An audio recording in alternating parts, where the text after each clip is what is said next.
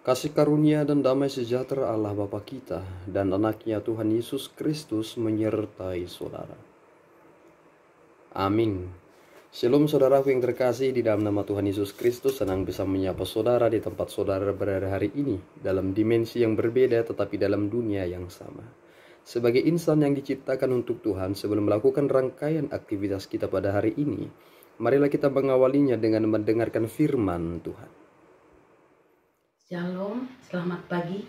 Pembacaan firman Tuhan buat kita pagi hari ini tertulis pada 1 Samuel 12 ayat 22, berbunyi demikian.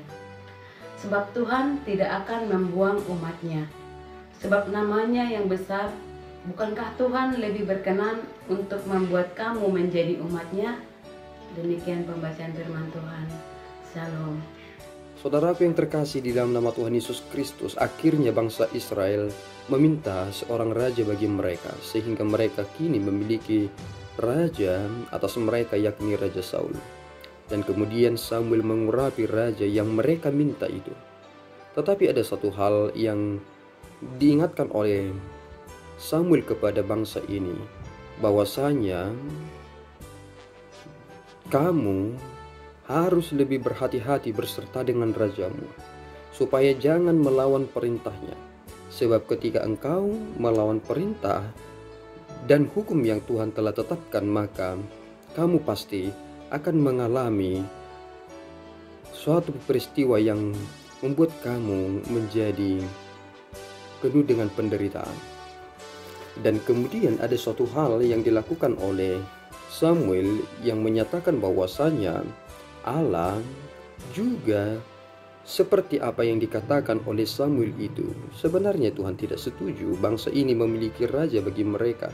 Dan akhirnya Samuel meminta doa kepada Allah dan berseru supaya Tuhan memberikan pada hari itu guru dan hujan, sehingga hal itu terjadi pada hari itu juga.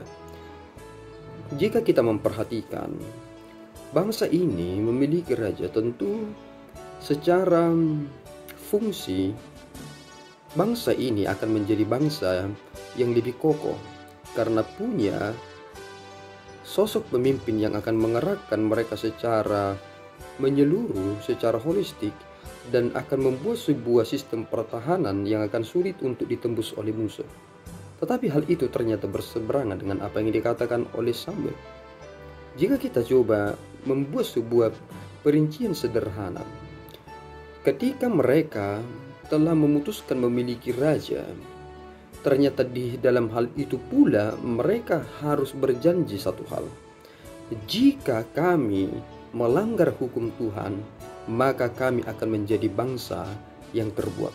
Dan itulah yang terjadi hingga kepada zaman-zaman nabi-nabi di perjanjian lama, seperti Yesaya, seperti Yeremia, ketika mereka terbuang ke Asyur, terbuang ke Babilonia, kemudian datang Persia, dan lain sebagainya. Itulah yang sebenarnya yang terjadi kepada mereka. Meskipun dalam satu sisi Allah tidak setuju dengan apa yang mereka lakukan itu, karena Allah sendiri adalah raja bagi mereka.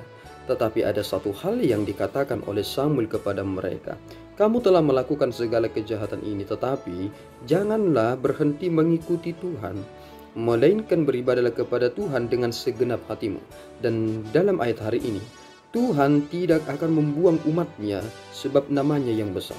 Nama Allah itu bagi dirinya sendiri adalah hal yang terbesar.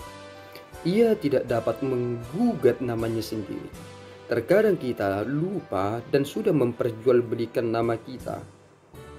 Ketika saudara memiliki profesi, mungkin saudara bisa mempergunakan profesi saudara itu untuk menipu. Akibatnya profesi saudara itu bukan untuk mendatangkan berkat bagi diri sendiri, tetapi malahan sedang mempersiapkan kutukan terjadi karena salah mempergunakan nama dan profesi. Tetapi Allah, ketika Ia telah menetapkan suatu bangsa menjadi miliknya, maka Allah dalam namanya tidak akan meninggalkan mereka. Dan itulah yang tergenapi dalam kedatangan Yesus Kristus ke dunia ini lewat kematian dan kebangkitannya. Nama Allah lah sebenarnya penentu keputusan yang telah Tuhan lakukan, dan di sanalah letak otoritas Allah yang sesungguhnya. Di dalam nama itulah Allah mengikatkan dirinya yang merupakan pribadi yang berotoritas dan tidak ada hal yang dapat mempengaruhinya atau bahkan mengintervensi, sehingga tidak perlu bertanya mengapa Allah mengambil bangsa Israel menjadi bangsanya. Saudara, kita pada saat ini masih berada di dalam nuansa merayakan hari kebangkitan Tuhan Yesus Kristus.